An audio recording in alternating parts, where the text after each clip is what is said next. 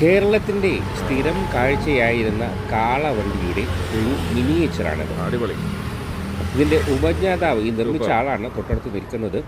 ഇത് ഉണ്ടാക്കാൻ, ഈ ഒരു കളിപ്പാട്ടം മിനിയേച്ചർ ഉണ്ടാക്കാൻ 20,000 രൂപയോളമായി എന്നാണ് ഇദ്ദേഹം അവകാശപ്പെടുന്നത്. അതായത് സംഗതി കൊള്ളാം.